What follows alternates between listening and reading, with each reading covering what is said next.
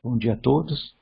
Essa é a nossa 19ª reunião do grupo de estudos que vem lendo o livro há 2000 anos, né, e fazendo importantes comentários sobre tudo que todas essas lições que estão nesse livro, né.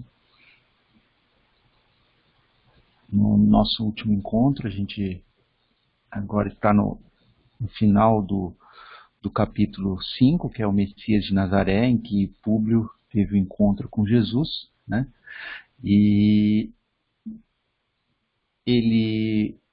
o Públio teve o encontro com Jesus, ficou abalado com isso, chegou em casa, né, viu que a filha estava curada, né, e aí acabou se indispondo com a serva, com a Ana, se indispondo com a esposa, né? E no final do nosso último encontro, a gente leu esse pedaço em que a Lívia mostra para ele que ela realmente está numa outra condição já espiritual, de conhecimento, de tudo, né? E então vamos continuar. O senador considerou a elevação dos conceitos da mulher, sentindo-se arrependido do seu ato de impulsividade, e capitulou, né? Se mostrou,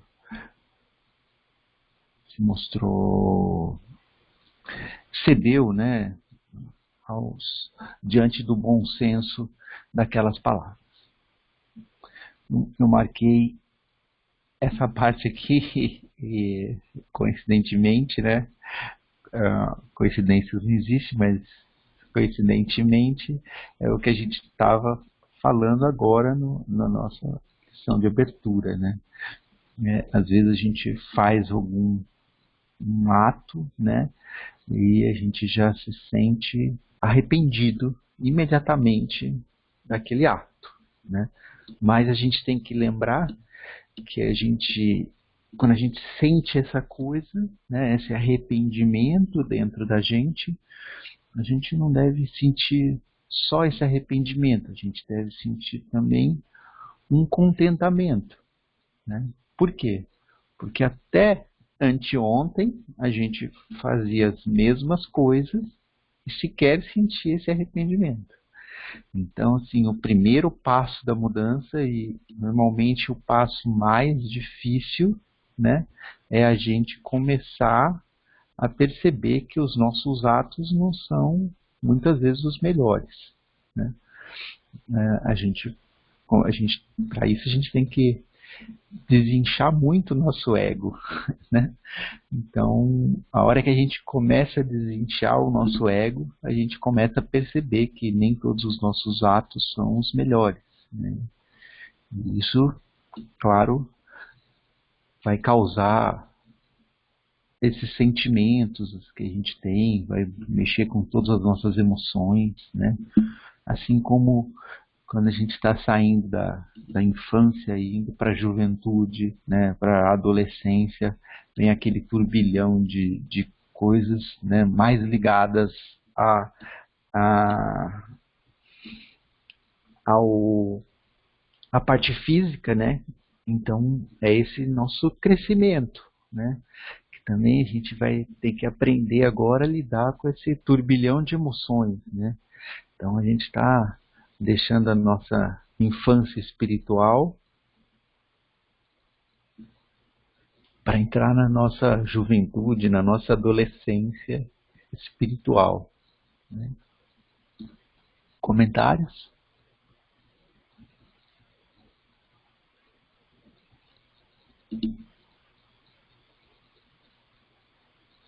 É o despertar da consciência, né? A partir do momento que quando você falou que você se arrepende, você realmente tem que olhar essa visão do lado positivo, né? Você pelo menos está reconhecendo que você errou. Quer dizer, você está despertando a consciência para que esse caminho seja mais tomado, né? E sim o oposto disso. Isso mesmo, é perfeito.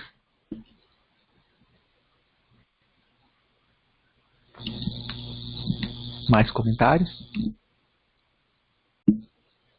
Que a gente começa a entender também que nós não precisamos ter essa necessidade de estar certo sempre, né? Às vezes a impulsividade tem a ver com isso.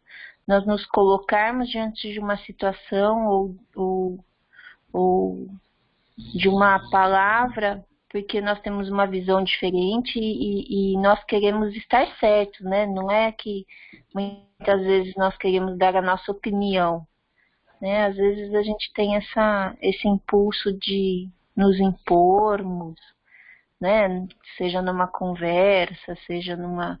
Eu acho que a impulsividade tem a ver com a forma como nós reagimos, né? Porque é óbvio que a conversa, a discussão, ela é saudável na medida da forma como nós fazemos isso, né? É claro que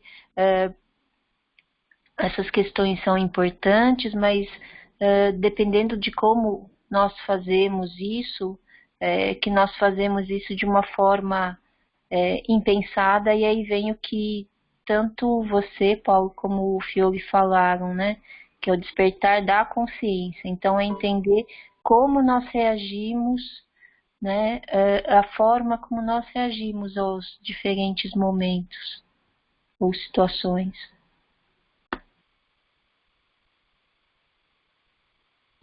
É isso aí. Se despertar da consciência, às vezes dói dentro, né? Mas é um processo que a gente todos passaremos. Está bem, Lívia. Aprecio-te a nobreza do coração e estimarei a continuidade de Ana nos teus serviços privados. Mas não transijo, não cedo, não concordo no caso da cura de nossa filhinha. Não admito que se atribua ao mago de Nazaré o restabelecimento da mesma. Quanto ao mais, deverás lembrar sempre que me apraz, né? Eu sinto prazer, eu me sinto contente, né? Só saber a mim reservadas a tua confiança e intimidade. A servos ou desconhecidos não deve o patrício, e com especialidade a matrona romana, abrir as portas do coração. Eu acho que a gente também nessa questão desse agradecimento, né, olhar as coisas um pouco mais pelo lado positivo. A gente mora num país, né, cheio de mazelas, cheio de problemas, muitas vezes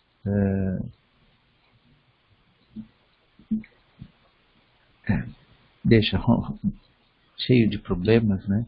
Mas assim, olhando pelo nosso lado, né, eu acho que isso, né, da gente olhar as pessoas, né, e não abrir as portas do nosso coração para a pessoa, né, que está às vezes do nosso lado, eu acho que o brasileiro não tem tanto quanto muitos outros povos, né, muitas outras nações.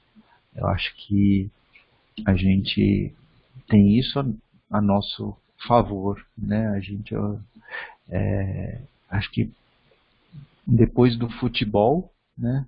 Quando fala no Brasil, acho que muitas vezes as pessoas lembram que o brasileiro é uma pessoa mais carinhosa, mais calorosa, né? As pessoas que vêm aqui, né, sempre comentam isso. Pessoas de outros países, né, que não têm esse tipo de...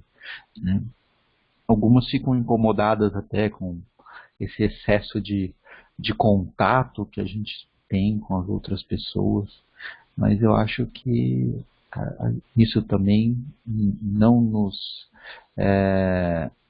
coloca numa posição como essa que o que o público está levando. E eu acho que isso só nos favorece. Comentários?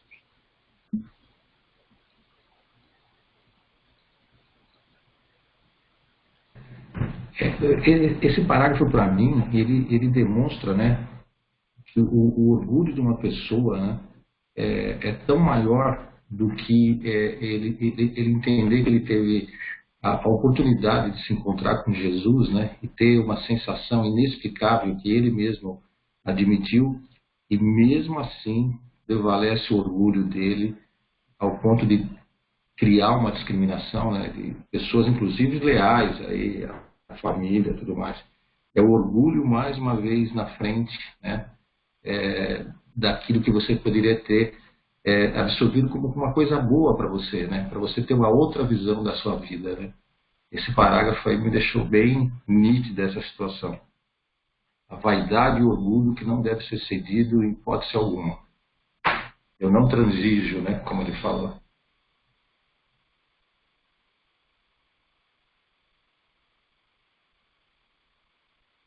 Eu estava aqui pensando, acho que também chegou a mesma conclusão do Fiore, né, sobre a questão do orgulho ali do Públio, mas por outro lado eu penso também, além da questão do orgulho de casta social dele, né, que é bem visível ali, e nós percebemos isso ao longo do livro, em momentos outros ali, que nós já vimos, mas acho que tem a questão da vulnerabilidade, né? Às vezes as pessoas não abrem as portas do seu coração por uma questão de não se sentirem seguras ou se sentirem, ao contrário, mais vulneráveis, né, às outras pessoas. Eu estava pensando no que você falou, Paulo, sobre a questão do brasileiro ser mais aberto, né, e que outros povos não necessariamente são assim.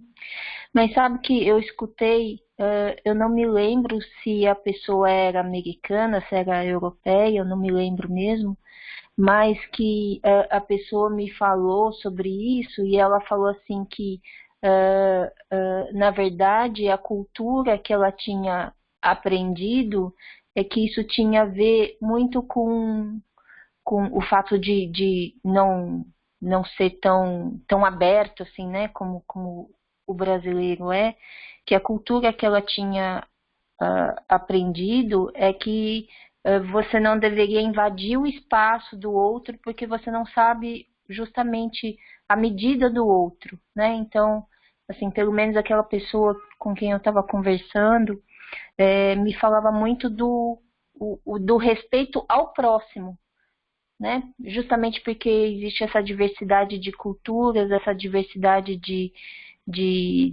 aprendizados familiares que nós carregamos, né?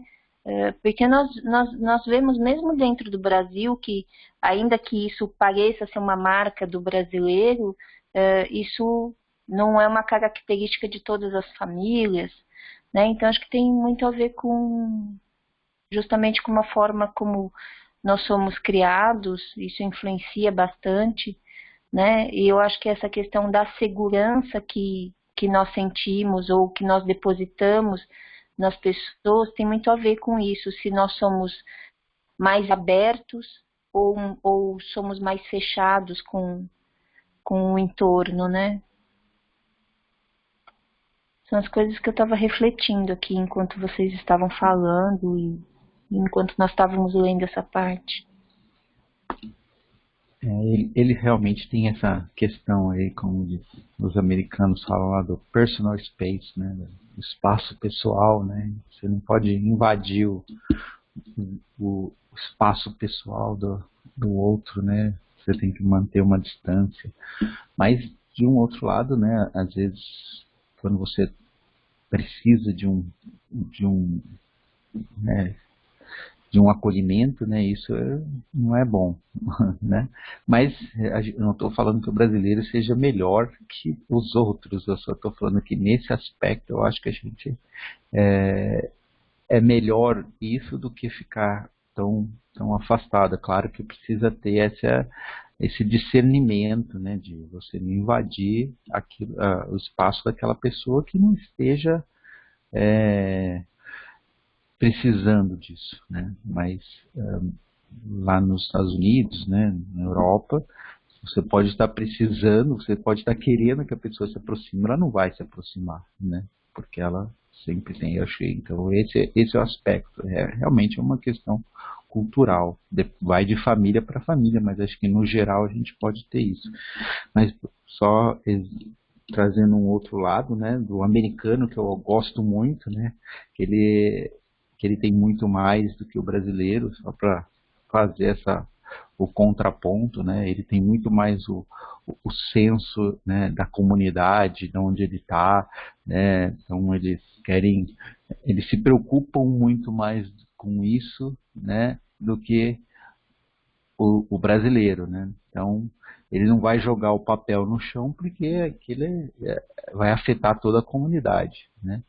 Aqui a gente não se importa com isso, né, então em alguns aspectos a nossa cultura toda já por isso que eu acho que a gente deve nascer brasileiro, nascer americano, e cada vez vai nascendo num lugar, né, para desenvolver essas outras questões também, esses outros aspectos.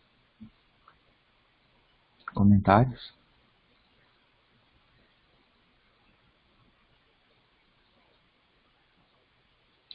Vou continuar a leitura. Sabes como acato as tuas ordens, disse-lhe a esposa mais confortada, dirigindo-lhe um olhar carinhoso e agradecido. E peço-te perdoar-me se te ofendi a alma generosa e sensível. Não, minha querida. Se existe aqui um problema de perdão, sou eu quem devo pedi-lo. Mas não desconhece que esta região me atormenta e apavora. Sinto-me confortado, reconhecendo a reação benéfica da natureza orgânica de nossa filhinha, porque isso significa o nosso regresso a Roma em tempo breve. Esperaremos apenas mais alguns dias, e amanhã mesmo pedirei a Sulpício iniciar as providências para nossa volta. A gente comentou até no último encontro, né, na última reunião, que não lembro quem que falou, que às vezes a gente nem fica contente com as coisas que acontecem, né, que nos beneficiam, mas não acontecem do jeito que a gente gostaria, né? Então, ele estava muito nesse dilema, né? Ele até estava contente, né? Mas como aquilo tudo não acontecia do jeito que ele queria, ele não estava, ele queria que Jesus tivesse vindo na casa dele, né? Prestado as homenagens para ele, né? E se Jesus tivesse curado a filha e falado para ele que foi Júpiter, né, que ele só foi um mensageiro de Júpiter, né, aí ele ficaria absolutamente feliz com toda a situação. Mas não foi isso que aconteceu, né? Então aí agora ele está olhando só aquele partezinha, né, que não foi contra o que ele queria, né? Então tudo bem. O mais importante é que vamos esquecer toda a parte que não interessa, vamos focar só no que não interessa, que é que a gente vai poder voltar para Roma mais rápido, né? Então acho que a gente fica muito nesse dilema, né? Essas emoções todas, né? Até a gente conseguir lidar com as coisas que não acontecem do nosso jeito. E eu, como eu sempre gosto de enfatizar, né? Quando as coisas não acontecem do nosso jeito, a gente sofre, né? Comentários?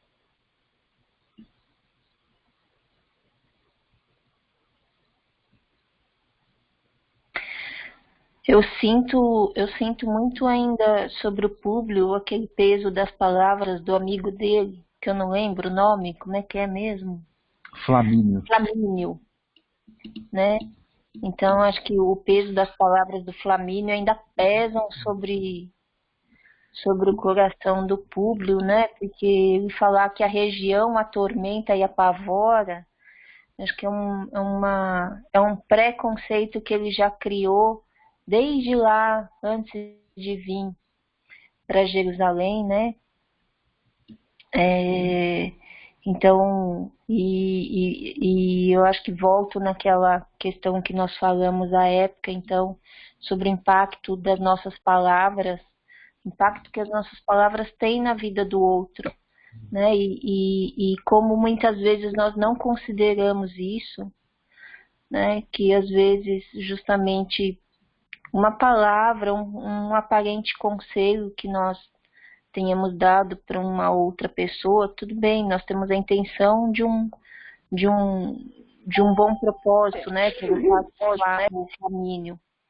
Ele tinha um bom propósito na época, mas isso pesou bastante, acho que no coração do Públio, e claro, juntou com essa necessidade dele de querer que as coisas aconteçam do jeito dele, né? Como você falou, o encontro com Jesus, e acho que toda a situação que vem acontecendo desde o início e faz com que ele se sinta contrariado com tudo que vem acontecendo, e acho que tem muito a ver com isso. Quando você estava falando, né, Paulo, eu estava pensando aqui o quanto essa situação que nós estamos vivendo atualmente com a pandemia justamente nos impõe essa reflexão, né, de que as coisas não são como nós queremos, né, mas que nós temos que aprender a viver a situação do hoje, né, e o Públio certamente tinha determinados planos para a vida dele, e ele viu que as coisas não aconteceram mesmo do jeito como ele gostaria, e isso traz também para a nossa vida, né? Quantas pessoas aí, eu já escutei as pessoas falando, eu não me sinto feliz porque eu não estou podendo pegar e sair e ir para o barzinho no final de semana, eu não estou podendo ir jogar meu futebol, e as pessoas vivem nesse incontentamento e não param para pensar, muitas vezes, né? Nós não paramos para pensar na oportunidade que nós temos no momento que nós estamos vivendo, né? E eu acho que nós deixamos passar justamente várias coisas, muitas vezes, que surgem à nossa frente e que podem ser ótimas oportunidades, em função desse nosso sofrer, ou dessa nossa contrariedade, né, face ao que está acontecendo na nossa vida.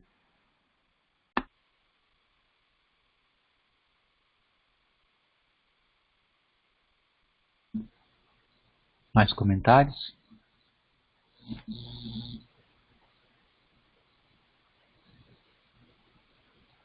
Então vai ter outra parte legal agora, é outro sonho do Públio, né? Que ele vai relembrar aquele sonho que ele teve.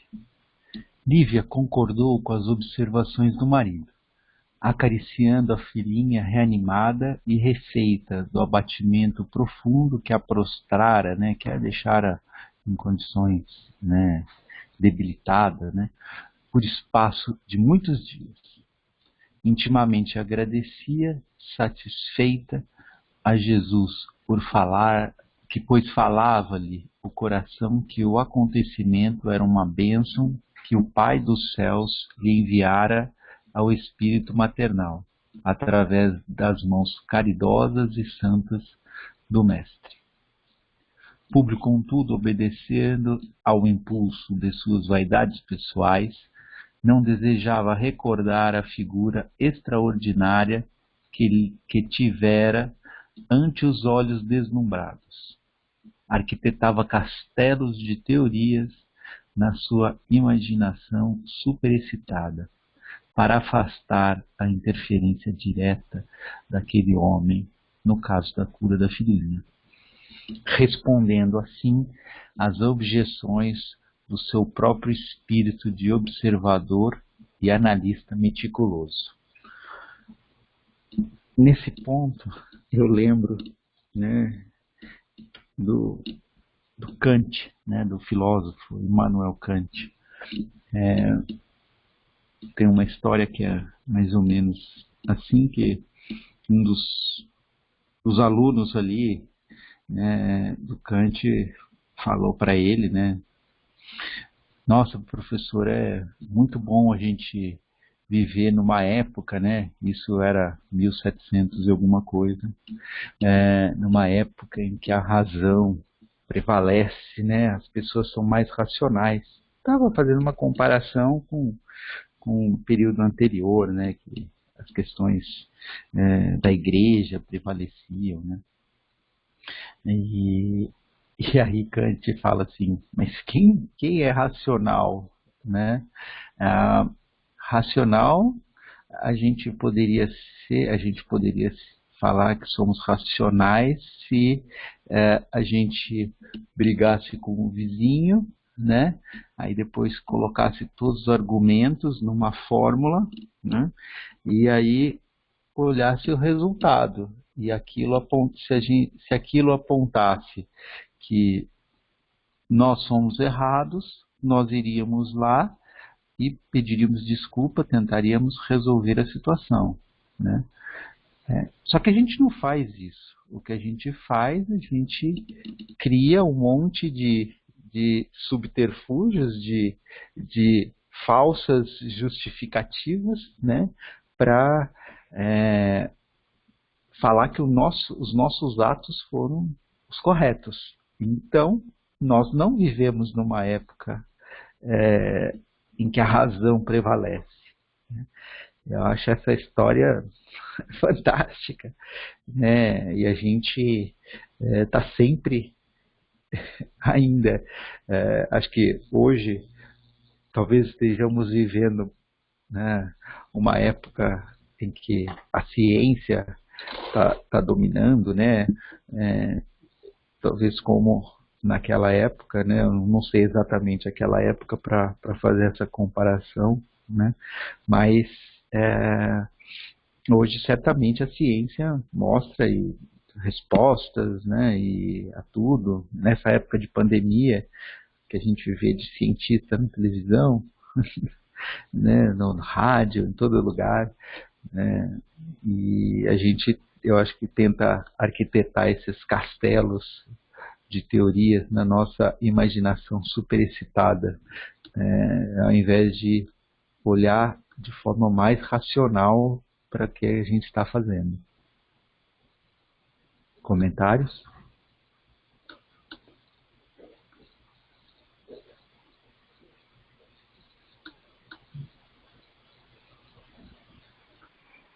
Acho que isso acontece a todo momento, né? Esse embate nosso do racional e essa nossa capacidade de arquitetar castelos de teorias na nossa imaginação superexcitada, né? Porque eu estava falando da questão da pandemia, o quanto cada um quer encontrar uma forma de se proteger do vírus, ou de uma solução, ou de um tratamento, né? É um chazinho, é um sei lá o quê, e cada um cria os seus próprios castelos, né? E estava pensando nessa questão enquanto você estava contando a historinha do Kant. O quanto nós ainda arquitetamos isso para a nossa própria vida, né? Nem sempre nós estamos prontos para determinados entendimentos, então às vezes parece mais fácil a gente arquitetar esses castelos né? Mas como nós bem sabemos, quando a gente não constrói num solo firme, o castelo rui, né? E É aí boa.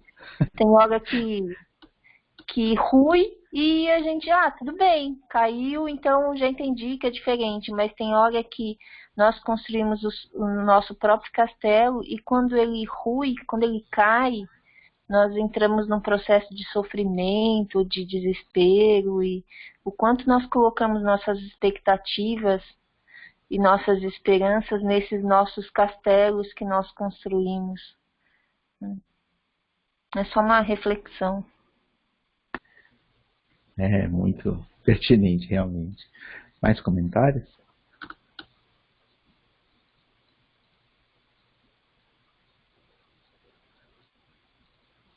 Não podia esquecer que o profeta o envolvera em forças ignoradas, emudecendo-lhe a voz e fazendo ajoelhar-se, doendo-lhe ao orgulho despótico essa circunstância, considerada como dolorosa humilhação. Né? Então, acho que isso é tudo que a gente já tem falado nesse nosso encontro de hoje aí. Ideias martirizantes povoavam-lhe o cérebro exausto de tantas lutas interiores. E depois de uma invocação aos gênios protetores da família, no altar doméstico, buscou repousar das amargas fadigas íntimas. Naquela noite, todavia, sua alma experimentava as mesmas recordações da existência pregressa, nas asas cariciosas do sonho. Viu-se vestido com as mesmas insígnias de cônsul ao tempo de Cícero. Reviu as atrocidades, né, as coisas ruins que ele praticava, né, praticadas por Públio Lentulus Sura, que teria sido ele numa outra encarnação. Sua expulsão do consulado, as reuniões secretas de Lúcio Sérgio Catilina, né, as perversidades revolucionárias.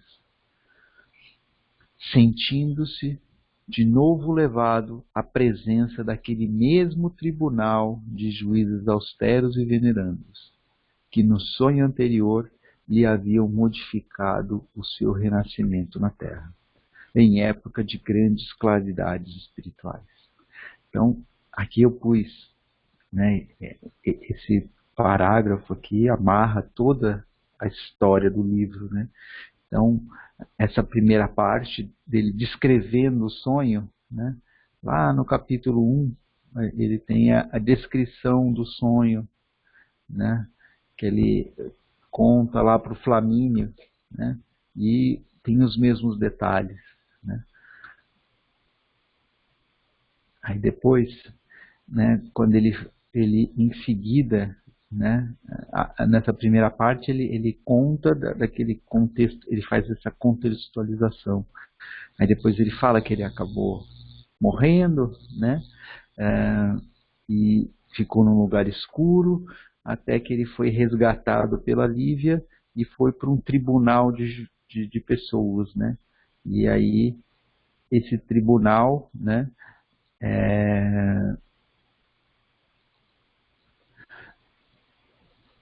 falou o que acontecia, né, o que aconteceria com ele, né? Que ele receberia esse berço de ouro, né? De novo, né? Ou seja, ele recebeu a mesma oportunidade, né? Não tinha, não tem nada dessa questão agora você vai ter que ir lá para sofrer, né? Não, ele recebeu a mesma oportunidade. Você teve uma oportunidade, não fez bem feita. Então, agora vai lá, tem a outra oportunidade igual, né? E faça direito, né? Faça do jeito que você acha que é melhor, então. E aí ele fala, olha, e vai ser com alguma coisa a mais, né? Porque naquela época que você teve a primeira oportunidade, não era uma época que ia estar Jesus no mundo, né? Que com certeza transformaria toda a vibração do planeta, né? Que agora ele ia ter essa segunda oportunidade nessa época, né? E aí Jesus, né, voltei para aquele ponto em que ele fala que, né, está no teu querer aproveitá-lo agora ou daqui a milênios, né? Então, e se ele não quisesse aproveitar nessa época, talvez viesse uma terceira oportunidade, né? Ele que ia julgar, esse julgamento é muito em função do que a gente precisa, né? O que a gente quer, né?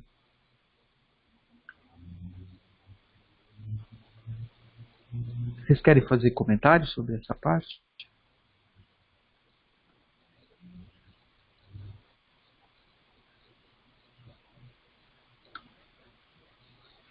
Acho que essa questão que ele, no sonho, que ele percebia como tribunal de juízes, é a forma como ele percebia, né, Paulo?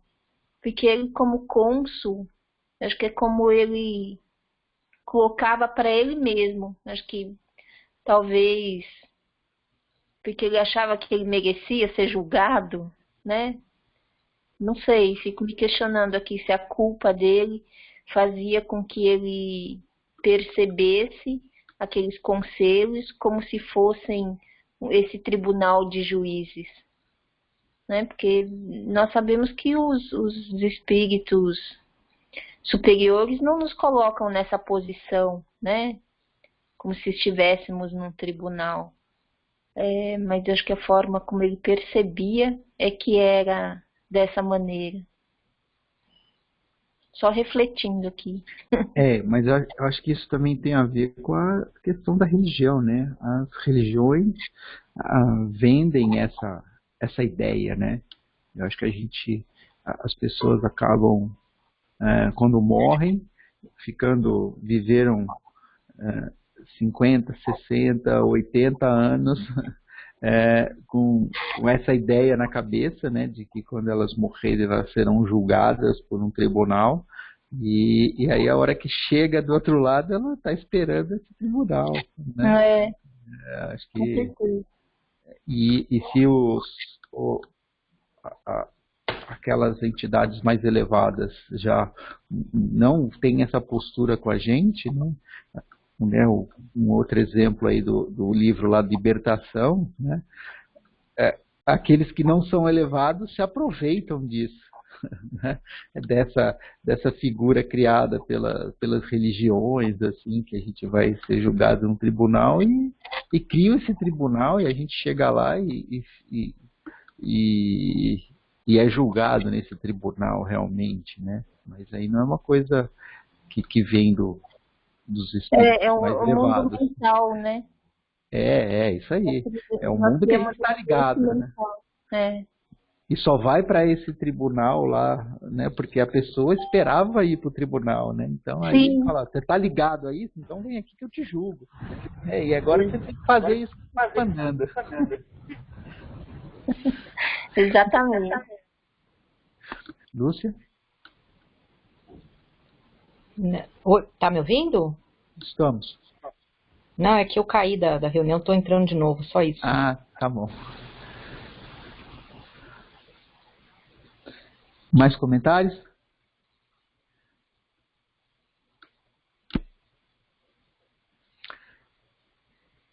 Diante daqueles magistrados veneráveis, ostentando togas alvas de neve, experimentou amarga sensação de angústia, batendo-lhe descompassadamente o coração, né, de forma não ritmada. O mesmo juiz respeitável levantou-se no ambiente sublime de luzes espirituais, exclamando: Públio Lentulus, por que desprezaste o minuto glorioso com o qual poderias ter comprado a hora interminável e radiosa da tua redenção na eternidade? Então, ele teve a chance né, de encontrar Jesus naquele dia, né, não aproveitou a oportunidade, né, diante de Jesus, e mesmo assim, né, o pessoal lá falou assim, ó, vamos dar mais uma oportunidade para ele. Quando ele foi dormir naquela noite, chamaram-no, né, e falaram, você tem certeza que é isso que você quer? Né? Olha só a oportunidade que você está tendo. Né? Então, isso para mim só fortalece essa questão de que as oportunidades são sempre dadas para a gente. Né? A gente não vai ser condenado a nada. A gente é convidado a mudar. Né? E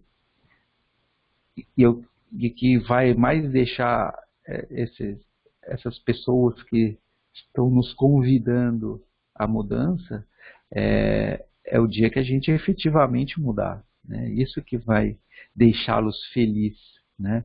E eles não vão ficar felizes com o nosso sofrimento. Não, eles vão ficar constrangidos com o nosso sofrimento. Né? Mas esse sofrimento que é as coisas não acontecerem do jeito que a gente quer, né, é a forma que a lei, né, universal, né,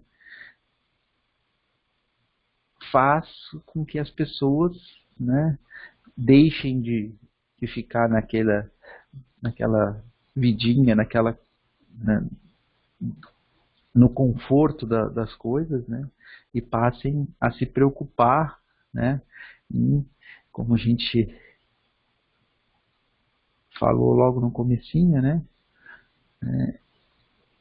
em sentir-se arrependido, né, logo lá, né. Então, a gente tem que deixar a infância e chegar na adolescência, né, espiritual. E aí a gente vai ter que aprender a lidar com esses sentimentos, né, diferentes que a gente não sabe lidar. Né?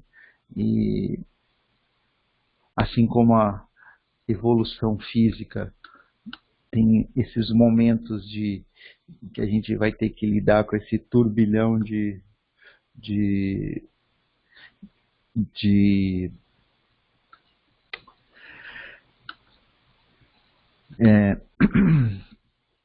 questões químicas que acontecem no nosso corpo, né?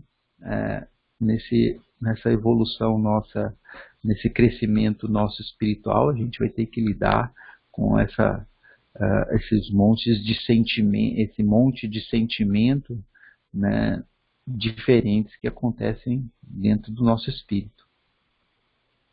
Comentar? Deixa eu só mostrar aqui né, um minuto glorioso, né? Ele já tinha também comentado, né?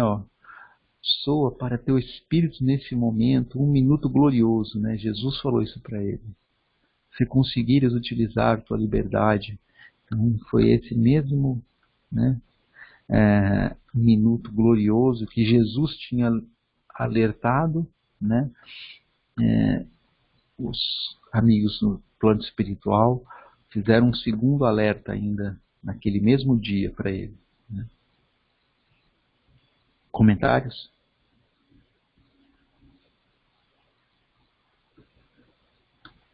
Oi, Paulo.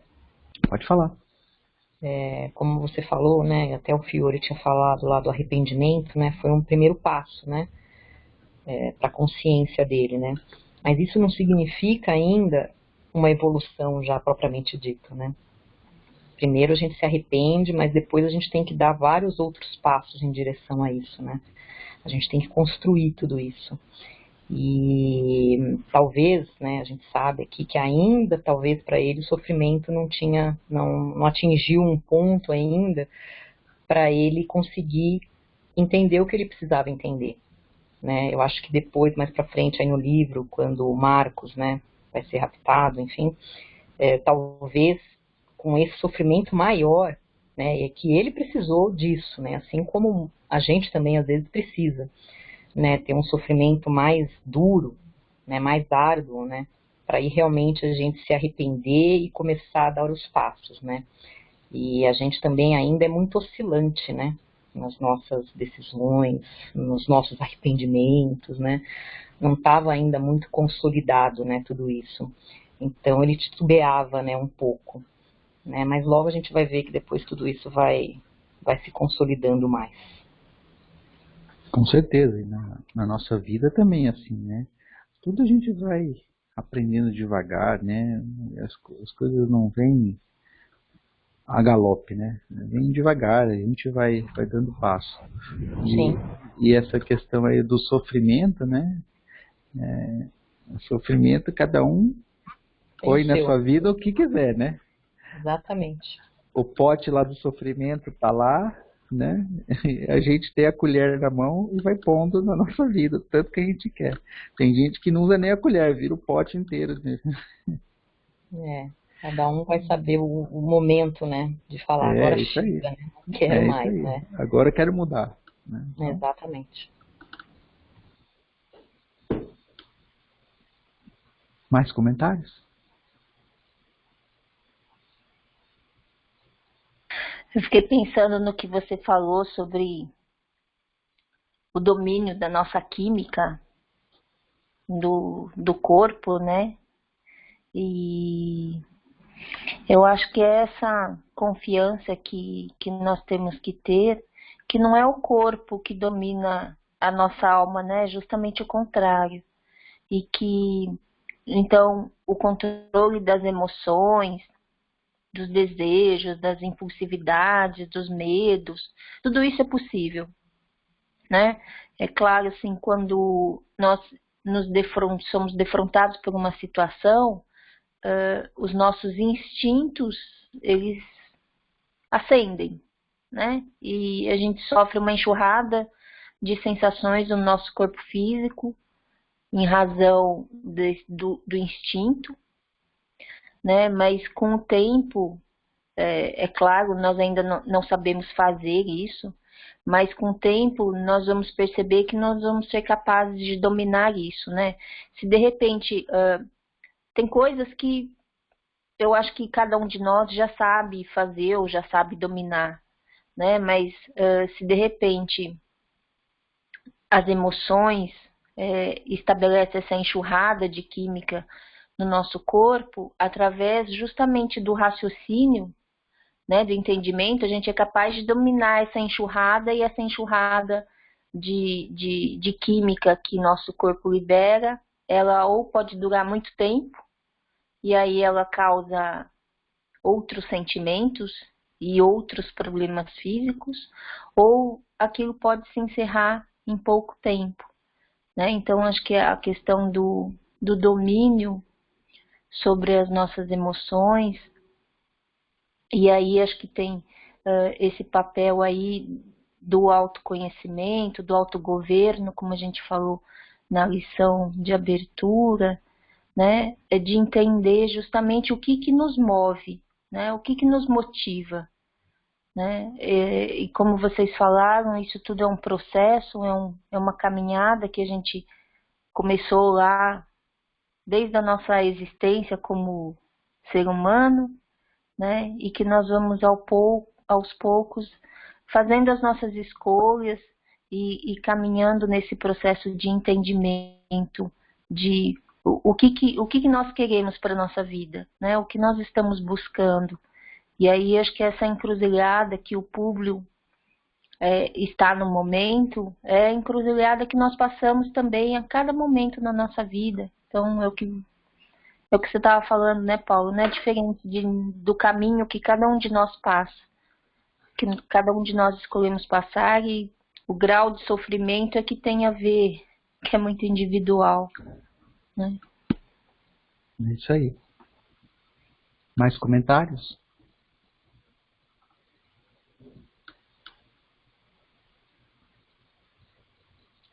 Estiveste esta noite entre dois caminhos, o do servo de Jesus e o do servo do mundo. No primeiro, o jugo seria suave e o fardo leve. Mas escolheste o segundo, no qual não existe amor bastante para lavar toda a iniquidade, todas as coisas ruins, né? Prepara-te, pois, para trilhá-lo com destemor, né? Com coragem, com determinação, porque preferiste o caminho mais escabroso, mais áspero, mais doloroso, em que faltam as flores da humildade para atenuar o vigor dos espinhos venenosos. Sofrerás muito, porque nessa estrada o jugo é inflexível e o fardo pesadíssimo, mas agiste com liberdade de consciência, no jogo amplo das circunstâncias de tua vida, conduzido a uma oportunidade maravilhosa, perseveraste no propósito de percorrer a via amarga e dolorosa das provações mais ríspidas e mais agudas. Não te condenamos para tão somente lamentar o endurecimento do teu espírito em face da verdade e da luz. Retempera todas as fibras do teu eu, pois enorme há de ser doravante a tua luta.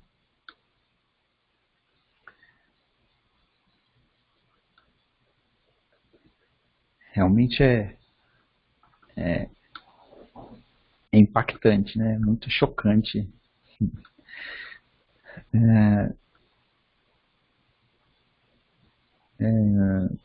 Quando a gente se vê, né, um alerta desse, né, sendo feito. E provavelmente todos nós já vivemos alguma situação semelhante, né, em que o mundo está nos convidando a uma mudança de atitude e nós queremos permanecer naquele momento, daquela forma, né? Por conta do nosso orgulho, da nossa vaidade, né? Da nossa falta de humildade. E aí provavelmente a gente já foi chamado algumas vezes, né? Para ter umas conversas enquanto a gente dormia nesse tom, né? E eu acho que ele só mostra que, olha, o caminho que você está escolhendo é o caminho mais difícil, né?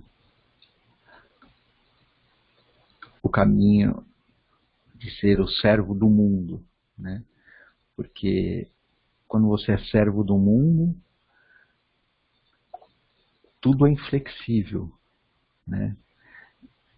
Do mesmo jeito que hoje você está numa situação boa e aí você pisa na cabeça de outra pessoa, né? Depois de amanhã a situação pode ser boa para o outro lado e vão pisar na sua cabeça, né? De forma inflexível.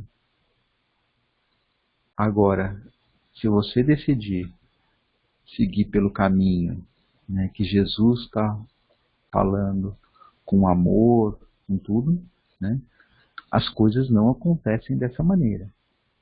Só que, desse outro lado, não tem ninguém com mais poder, ninguém com mais dinheiro, ninguém com mais autoridade, né, do que o outro. Todos somos pessoas iguais, todos somos pessoas, né, que vão procurar fazer mais o bem, né? Então, e você não vai ter destaque nenhum nesse lado. Então, acho que esse é essa encruzilhada aqui, essa é a bifurcação na estrada, né, para a gente. A gente quer ter uma posição de destaque no mundo ou a gente quer ser uma gotinha no oceano, né? A gente quer ganhar alguma coisa ou a gente quer empatar sempre, né? Eu acho que esse é o nosso ponto, né?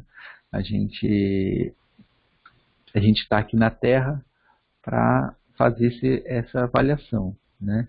Se a gente quer ser mais do que alguma coisa, a gente vai acabar sendo servo do mundo, né? Num dia a gente vai tá por cima, mas os dias vêm sucessivamente, no outro dia a gente não vai estar tão por cima ou a gente vai estar lá embaixo, né?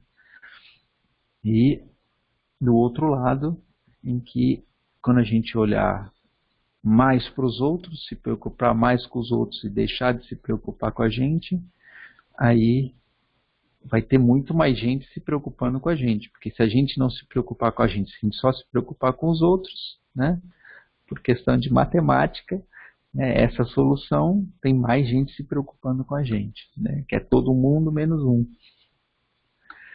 Então, a gente está nessa dilema agora. Que caminho seguir? Né? Cada caminho tem questões positivas, né, e questões que a gente precisa trabalhar internamente, porque a gente não está preparado ainda para seguir, né? Então,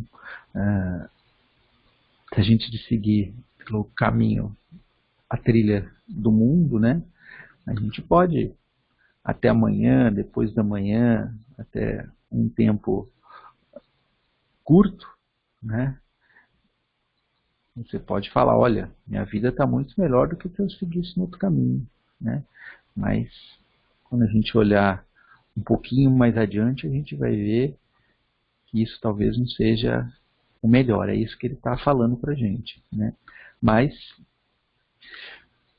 esse outro caminho também, né, faz com que todas essas emoções, todas essas nossas imperfeições que a gente ainda tem, né, fiquem muito mais visíveis para nós, né? Seguiu pelo caminho de Jesus, né?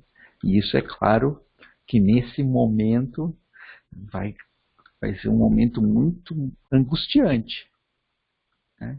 Mas lá na frente a gente vai estar numa situação melhor, né? Então a gente está nesse dilema, né?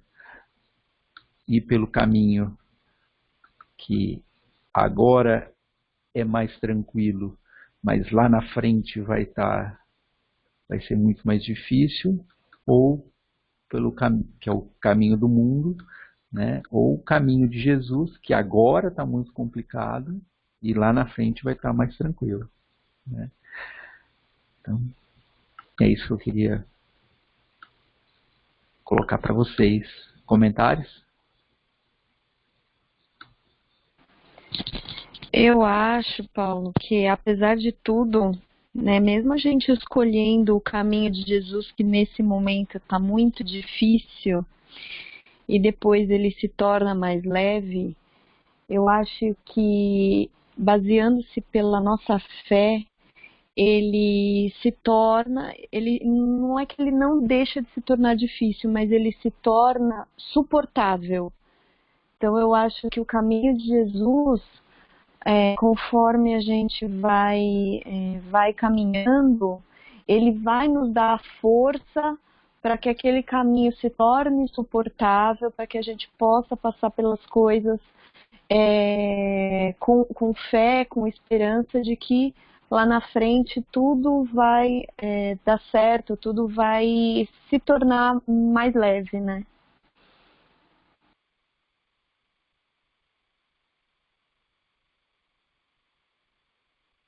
a gente vai ter sempre esse amparo, né? Mas as coisas só se tornam mais leves, né, com a nossa determinação, né? Acho que é a hora que a Sim, com gente certeza. achar que aquilo que a gente está passando hoje, né, a gente está olhando mais para frente, né? Sim, Então, em algum momento a gente vai precisar fazer isso. A hora que a gente perceber isso, que se a gente adiar, né? Não quero fazer a prova hoje, tá bom. Então, adia a prova para a semana que vem. Aí vai chegando perto do dia da prova, vai bater naquela angústia de novo. Né? Aí, então adia para outra semana. é, A gente vai viver o tempo inteiro angustiado, né? Até o é dia que a verdade. gente sentar e falar assim, tá bom, então vou fazer a prova semana que vem, aí eu tenho que estudar essa semana. Então, Verdade. e a hora que a gente estiver estudando, vai ter alguém, eu estou com dúvida aqui, tá bom, vamos tirar essa dúvida, entendeu? Mas o trabalho maior é nosso, eles só vão estar Sim, ajudando a tirar a dúvida da gente na hora que a gente decidir estudar. sim, exatamente.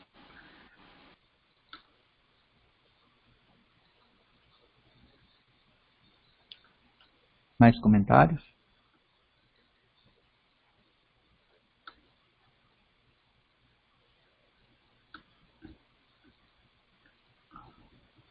Então acho que eu vou encerrar hoje.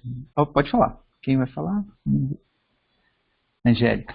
Na verdade, é só compartilhar as imagens que estavam vindo aqui na minha mente.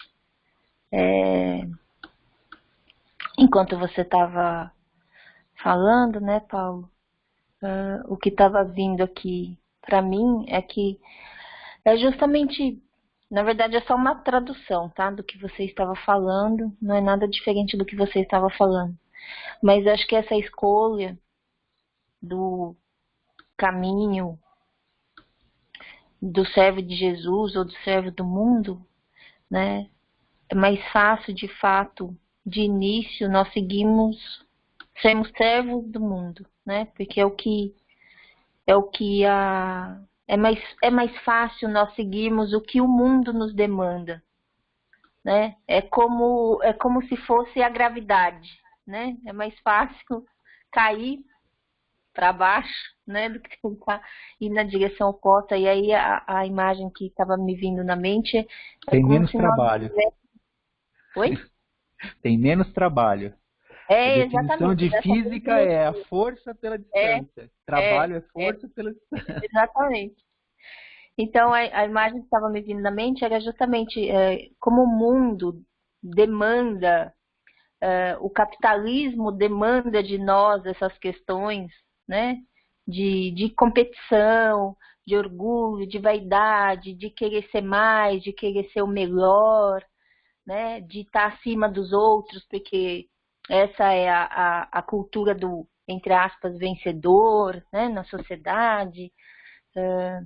Então, eu acho que quando nós seguimos a demanda do mundo, é como se nós estivéssemos nadando a favor da maré, né? E quando nós estamos justamente seguindo esse caminho de servo de Jesus, né? Nós estamos justamente tentando nadar contra a maré, né? Contra a maré no sentido de não se deixar levar pelas conveniências do mundo, né? E se de início parece que é muito difícil nadar contra a maré, né? Acho que como a Lu falou, a questão da nossa própria confiança, né? Você também comentou isso, que isso depende muito do que nós mobilizamos dentro de nós, né? Da vontade, desse nosso querer. Então, acho que mobilizando isso, a gente aos poucos vai nadando contra a maré e a gente vai percebendo que de início pode parecer difícil, mas com o tempo a gente vai vendo a cada braçada que o corpo também nos ajuda, né? Nós nos sentimos mais fortes, os músculos se desenvolvem, a energia mental que nos mobiliza, porque nós começamos a ver, né, o resultado disso, de que, tudo bem, estou nadando contra a maré, mas eu estou conseguindo nadar contra a maré, né? E eu acho que isso vai nos dando um feedback vai nos retroalimentando de uma forma positiva de que nós somos capazes, né? Que por mais que pareça que de início seja difícil, que nós enfrentamos as ondas no rosto, algo assim, né? Isso é possível de ser feito, né? Então, e eu acho que justamente a forma como nós mobilizamos nossa energia em favor do que determina, como diz ali, a liberdade de consciência, né? Porque acho que é isso que importa, nós sabemos que nós temos liberdade de consciência para fazer essas escolhas, né? E como você falou, existem as consequências, né? O que nós estamos que estar cientes é disso. Então, o que nos motiva, né? O que nos move em favor de um lado ou do outro, né? E termos consciência de que a liberdade está ali para nós trabalharmos justamente o nosso, como nós educamos o nosso livre-arbítrio, né? Nós temos essa liberdade, né? Mas como nós direcionamos nosso livre-arbítrio em favor de nós e da sociedade, né? Porque na medida que nós agimos na nossa vida, nós também atingimos todos ao nosso redor, né? Não tem como nós falarmos que somos, que afetamos apenas a nossa vida, porque não é verdade, nós somos seres que convivem, que vivem em sociedade.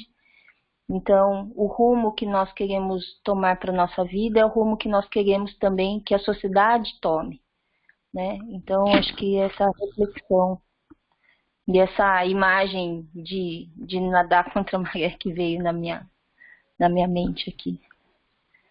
É isso. Só para dividir a imagem, né?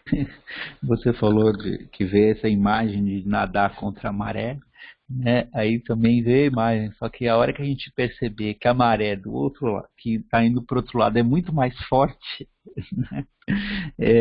A hora que a gente perceber isso, a gente vai falar, nossa, eu nadando, eu estava achando que a maré que estava me conduzindo era mais forte, mas a maré do outro lado é maior, né? Só que uma é do plano material, a outra é do plano espiritual, né? Quando a gente perceber que a maré do plano espiritual é muito mais forte para uma é nos contra as levar, nossas vaidades e orgulhos, né? As nossas tendências. E a outra é justamente do nosso aprimoramento. Você falou de maré, ainda veio essa imagem, né? Que a outra maré é mais forte ainda. Mas muito bom, legal. Mais comentários? Eu queria, Paulo. Pode falar. Queria compartilhar também das imagens aí. Quando vocês estavam falando, né, para mim veio a porta larga e a porta estreita, né, nos ensinamentos de Jesus, né, dos caminhos aí, né, que ele estava para escolher. Então me veio também isso daí, e eu acho um capítulo muito legal do Boa Nova, né, que é o capítulo 20, que fala da Maria de Magdala, né, que fala justamente dessa porta larga, dessa porta estreita, e são dos caminhos aí. É só isso, só para relembrar isso daí. É isso aí. A boa lembrança aí da Maria, né?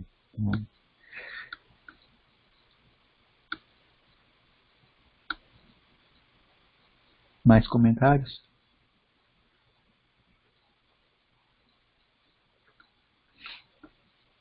Então vou encerrar o nosso encontro de hoje. Já tem bastante coisa para a gente pensar. Tem muita maré aí para a gente se deixar levar.